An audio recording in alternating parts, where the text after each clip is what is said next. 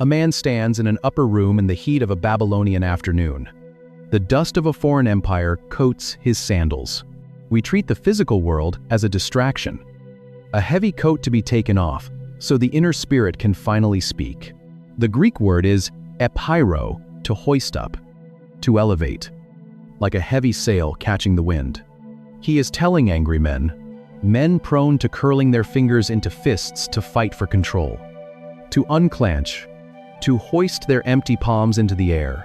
You cannot hold on to your anger when your hands are open. You cannot strangle an enemy when your fingers are stretched toward the sky. You cannot hold the illusion of control when gravity is pulling at your empty wrists. You lift empty hands in the wilderness. You lift empty hands in the sanctuary. You lift empty hands when the prison doors will not open. But there is a final threshold. There is a posture beyond the standing watch.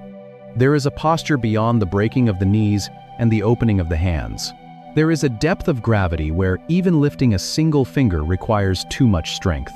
We reach the edge of language. We reach the limit of our anatomy. We reach the floor. There is a Hebrew word that defines the absolute baseline of biblical reverence. It appears over 170 times in the Old Testament. The English translators almost always render it as the word worship. But look at its very first appearance in the text. We make the body go silent. We close our eyes to the light. We lock our fingers together. Genesis chapter 22, verse 5. A father prepares to climb a mountain. He carries fire. He carries a knife. He carries a bundle of wood. He is walking toward the unthinkable sacrifice of his promised son. And he turns to his servants at the base of the ridge with a terrifying resolve. Stay here with the donkey. I and the boy will go over there and worship. The word is the Hebrew shachah. It does not mean to sing a song. It does not mean to feel a deep, internal sense of peace. It means to press yourself flat, to depress, to prostrate, to fall forward until your physical form can go no lower. Shachah is not an emotional state. It is an act of physical unmaking. You drop the knees. You let the torso fall. You spread your empty arms out across the ground. You press your forehead straight down into the cold, jagged crust of the dirt. You smell the crushed rock. You taste the grit of the soil against your lips. You feel the absolute zero of human elevation. When you fall prostrate, you are not just showing polite respect. You are doing something far more violent to your own pride. You are reminding the Creator of your exact origin. You are physically reenacting the ancient decree of Eden. Dust you are. To dust you shall return. But if you look closer at the ancient texts, at the grammar of Hebrew worship, and at the dirt-stained knees of the prophets, it is the exact posture of a corpse. It is the surrender of the right to stand, the right to speak, and the right to breathe. Moses does it when Israel builds a golden idol, throwing his body onto the mountain rock to stop a slaughter. Joshua does it outside Jericho, his face plunging into the sand when he sees a celestial warrior with a drawn sword. Ezekiel does it by the Chebar Canal, his legs collapsing into the mud when the burning wheels of divine glory tear the sky open. They hit the ground. They flatten the spine.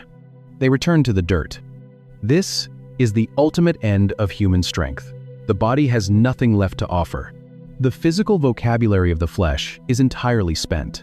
But what happens when this final, desperate posture of the ancient prophets moves into the New Testament? What happens when God Himself requires the posture of the dust? A man walks into a grove of ancient, twisted olive trees just outside the eastern wall of Jerusalem. The spring air is cold against his skin, and the silver light of a Passover moon casts long, jagged shadows across the rocky terrain. The air smells faintly of crushed olives and damp soil. The name of this place is Gethsemane, a word that literally translates to the oil press. You find a reality that shatters our quiet habits. Prayer is not a retreat from the physical body.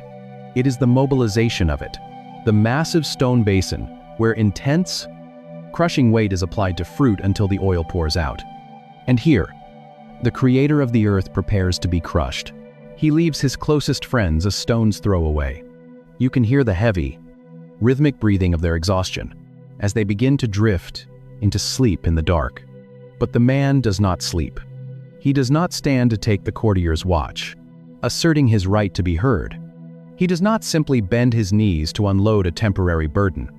He goes past the threshold of gravity. The Gospel of Matthew records that he fell on his face and prayed. The Gospel of Mark tells us he fell on the ground. Jesus of Nazareth, the one who spoke the universe into existence, presses his forehead straight into the dirt. The sweat on his skin turns thick and heavy, falling to the earth like great drops of blood, soaking into the very dust. He used to form Adam in the beginning. This is the ultimate intersection of heaven and the human limit. He is not retreating into the quiet sanctuary of his mind. He is surrendering the very breath of his lungs. When Jesus falls prostrate in the garden, he is speaking the language of Shachah flawlessly. He is bringing his physical form down to the absolute bottom of human elevation. In the ancient Near East, what you did with your arms, your spine, and your face was not secondary to the words you were saying, aligning his physical body with the spiritual reality of total, terrifying surrender. When he whispers into the dirt, "Not my will, but yours. Be done." The words are almost unnecessary, because his spine and his face have already communicated the outcome. The body leads, and the soul is dragged into submission. In the ancient theology of the body, words can easily lie. You can stand upright and speak syllables of surrender, while your heart is secretly building a fortress of rebellion. You can fold your hands and close your eyes while your mind is calculating 1,000 different ways to maintain control of your life. But you cannot fake the floor. You cannot accidentally throw yourself down into the dirt. Gravity demands a choice. For a modern mind, watching a grown man collapse face first into the soil feels entirely foreign, perhaps even disturbing. We have sanitized our spirituality to the point where physical desperation feels inappropriate. We want a faith that happens neatly in padded seats, with motionless bodies and quiet thoughts. We do not want the grit of the garden. But there is a specific, profound relief hiding in the dirt of Gethsemane. Because if you look closely at what the body of Jesus is doing on that cold ground, it suddenly changes what it means for your own body when standing upright is no longer possible. The posture was the prayer. The body was speaking a language the mouth could not contain, when the stakes were life and death. But maybe the part that stays with me most is the dirt of the garden. We spend our entire lives trying to remain upright, terrified that if our knees buckle, we will lose whatever small fraction of control we have managed to scrape together. We sit in padded chairs, lock our fingers together politely, and try to think our way out of our deepest agonies. We trap our most desperate cries in the dark theater behind our closed eyelids, while our jaws remain clenched and our shoulders stay rigid. But here is the part I keep coming back to. When the sheer gravity of human suffering was placed on the Messiah, he did not politely fold his hands. He pressed his sweating face into the crushed rock. If you are in a season where the weight of your reality has become too massive for your spine to carry, if you are exhausted from trying to hold your life together with quiet thoughts in a quiet room, maybe you need to stop speaking. Your body is already carrying the anxiety in the center of your chest. Your flesh is already holding the grief in the tight muscles of your neck. The biblical prophets would tell you to let your physical form express what your vocabulary can no longer process. When an army was marching on their walls, or a child was lying breathless on a bed, they did not just think harder. Prayer is not a retreat from the physical world.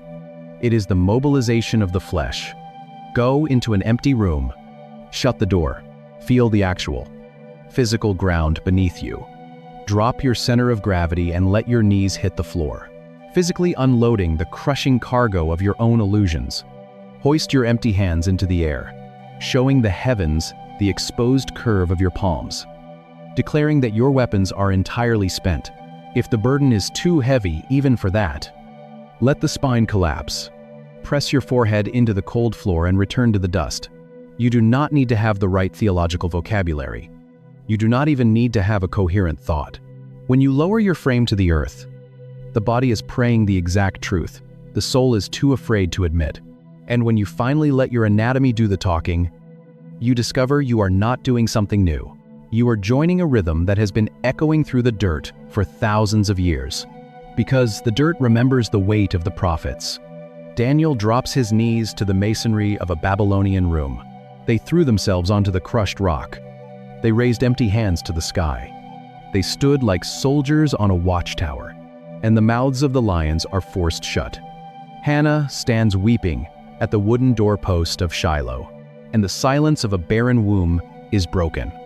Moses hoists his empty hands above a bloody desert valley, and the tide of a war shifts in his favor. Abraham's servant breaks the legs of his camels in the dust, and the heavy burden of a long journey is unloaded. Joshua falls prostrate in the sand outside Jericho, and the towering walls of an impossible city come down. Ezekiel collapses into the mud of the Chebar Canal, and the burning wheels of divine glory open the sky. A savior plunges his sweating face into the crushing dirt of Gethsemane, and the salvation of the human race begins. Same physical language. Same unyielding God. Your body is not a barrier to the divine. It is the very instrument of your surrender.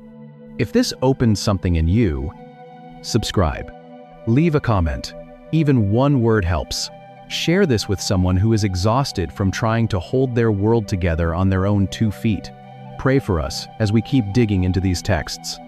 And may the God who formed you from the dust of the earth, every posture in the Bible standing, kneeling, lifting hands, falling prostrate, carried a distinct, fierce, and unyielding message. They are not random movements. Meet you in the quiet moments when your knees finally hit the floor and bring you out carrying a peace you could not have received standing upright. They are theology inscribed in flesh. The physical shape you take dictates the spiritual reality you enter. But to understand the weight, he walks toward a window facing west, toward a city in ruins, and he pushes the heavy wooden shutters open of what those ancient men and women were doing. You have to look at the posture you probably assume every time you pray today. You have to ask why we fold our hands and shut our eyelids. Because that posture does not come from the prophets. Jesus stands outside a rock-hewn tomb in Bethany. The heavy stone has just been rolled away, releasing the sharp, stale odor of decaying linen and death into the heat of the day. He does not bow his head. He does not close his eyes. He lifts his face directly to the Judean sun and speaks to his Father. For thousands of years, to talk to God was to look at him. The default posture of prayer in the biblical imagination was eyes wide open, head lifted, hands raised. When you read the Psalms, when you watch the prophets, they are intensely awake to their physical surroundings. So how did we arrive at our modern default? How did a faith born in the harsh, sensory-rich deserts of the Middle East become a quiet, closed-eye, folded hand retreat into the mind? The answer lies centuries after the biblical era, creeping into the tradition through a completely different cultural lens. The folding of the hands, fingers interwoven, did not originate in the temples of Jerusalem. Many historians trace it to the feudal system of medieval Europe. The law of the empire has just made his next breath illegal. The penalty for what he is about to do. When a vassal pledged allegiance to a lord, he would kneel and press his palms flat together, and the lord would place his larger hands around them. It was a political contract of submission. The closing of the eyes has an even more complex history. While there are rare moments of hiding the face in terror in the scriptures, the systematic closing of the eyelids is largely a product of a later philosophical shift. It is the influence of Greek dualism, the idea that the physical world is dirty, distracting, or less holy than the unseen spiritual realm. We close our eyes because we are trying to escape the room. We assume that if we block out the sunlight, the texture of the carpet, and the ticking of the clock, we can finally locate God in the dark recesses of our own intellect. We have been trained to view our own flesh as a barrier to the divine. This is not biblical worship. It is sensory deprivation.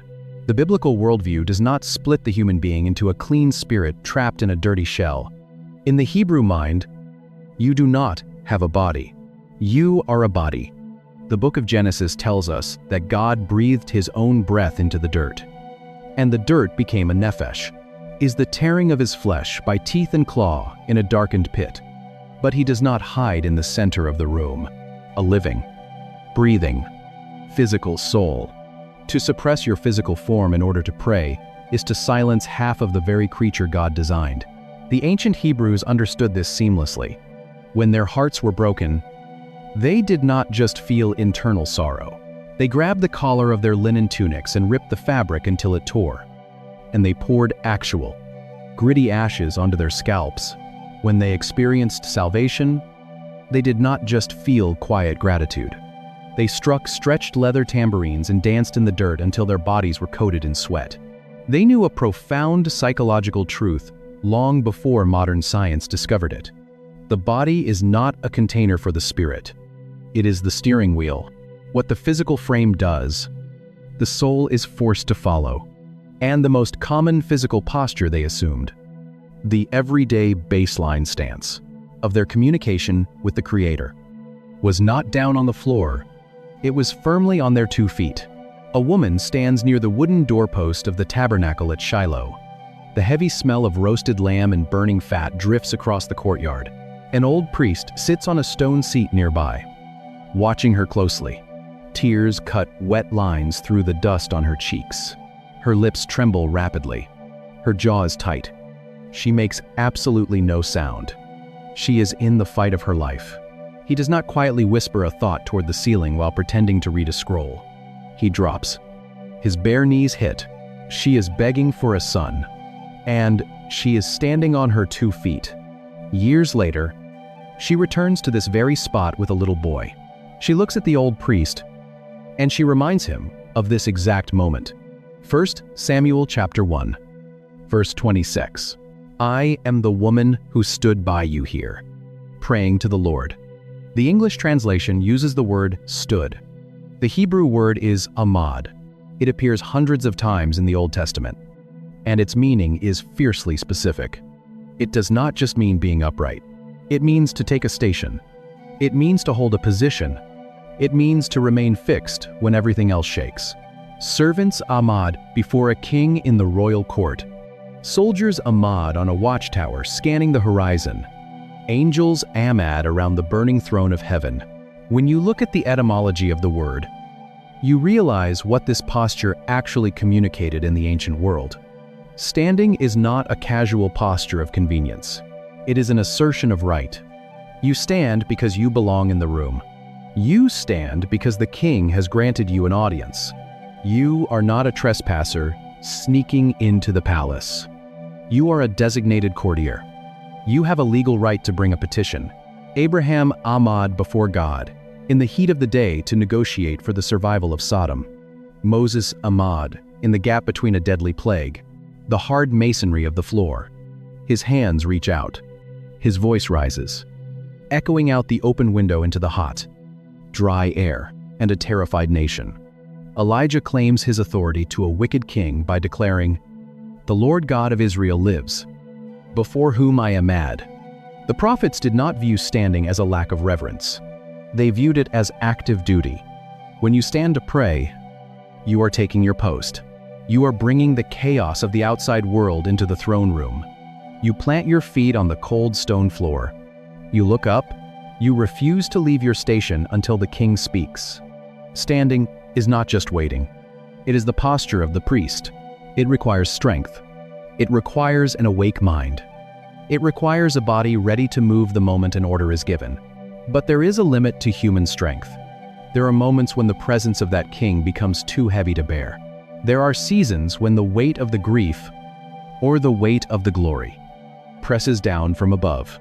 There are moments when standing is no longer physically possible, and the legs have to break. There is a threshold where standing is no longer an option. Look at Psalm 95. Verse 6.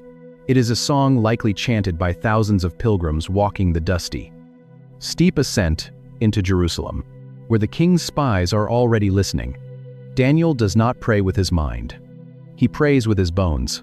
They are singing a liturgy of awe, and they declare, "O come, let us worship and bow down. Let us kneel before the Lord, our Maker." The word the English translators use for kneel here is the Hebrew barak. It is a word that echoes through the entire theology of the ancient world. It appears over 300 times in the Hebrew scriptures, and its range of meaning is much wider than you might expect. In almost every other instance, you will read it translated into English as the word bless. When God blesses Isaac, it is Barak. When King David sings, "Bless the Lord, O my soul," it is Barak. But the etymology of the word is fiercely physical. The primitive root does not mean to speak good words or to offer a polite compliment. It literally means to break down the knees. It is the exact verb used in Genesis chapter 24. Verse 11. When Abraham's tired servant finally arrives at a well in Mesopotamia in the evening, the text says he made his 10 massive camels Barak. He made them drop to their knees in the dust so they could drink, and so he could untie the heavy, crushing cargo from their backs. That root changes everything. When the biblical writers talk about blessing God, they are not describing a fleeting feeling of gratitude. They are demanding a physical yielding of your own elevation. And this is where our modern understanding of talking to God begins to fracture. Most people assume prayer is primarily a mental exercise. You drop your center of gravity. You feel the hard stone against the bone of your knee. Kneeling is not a posture of defeat. It is the posture of unloading the cargo. You lower yourself because the burden you are carrying, the anxiety for tomorrow, the grief of yesterday, the heavy illusion that you are the one holding your own universe together is simply too massive for your frame to hold upright anymore. You break the knees to let the weight slide off. If something about this ancient physical theology is stirring up questions you've never considered, you're exactly who this channel is for. Drop a thought in the comments and hit subscribe. Because every week, we go deeper into the text than you knew was possible. So you bring your body closer to the earth. You reduce your height so that the king's height becomes the only thing visible in the room. But even when the legs fold, you are not entirely passive. The body is still speaking. Because once the knees hit the floor, the hands have to go somewhere. The hands have to go somewhere. Sometimes, they reach up into the scorching heat of the sky. A man stands on a jagged outcrop of rock in the Sinai desert. Below him, the clash of bronze swords rings out in a valley, choking on dust. A quiet shifting of thoughts. We are taught from a very young age to fold our hands, bow our heads, and close our eyes. Men are bleeding. Men are dying. Moses does not hold a sword. He pushes his bare arms up against the pulling gravity of the afternoon sun. As long as his hands are lifted toward the sky, Israel pushes the enemy back. The moment his shoulders burn and his arms drop, the tide of blood turns against them. It takes 2 other men dragging a heavy stone under him and physically locking his wrists in the air to keep the posture intact until the sky turns dark. Look at the grammar of the body. In the ancient world, you approach a king or an enemy with your palms exposed for a very specific reason. You show the inside of your hands, the Hebrew calf, the curved, empty bowl of the palm. The lifted hand is not an emotional overflow. It is a physical declaration of an empty weapon. It is the ultimate vulnerability. You drop the shield. You expose your chest. You tell the heavens that the sword in your hand is useless. And if deliverance does not come from above, it will not come at all. Centuries later, an apostle writes to a young pastor named Timothy, leading a church in the chaotic, violent city of Ephesus. And his instruction for the men of the city is fiercely physical. I desire then that in every place the men should pray, lifting holy hands without anger or quarreling, not holy thoughts, holy hands,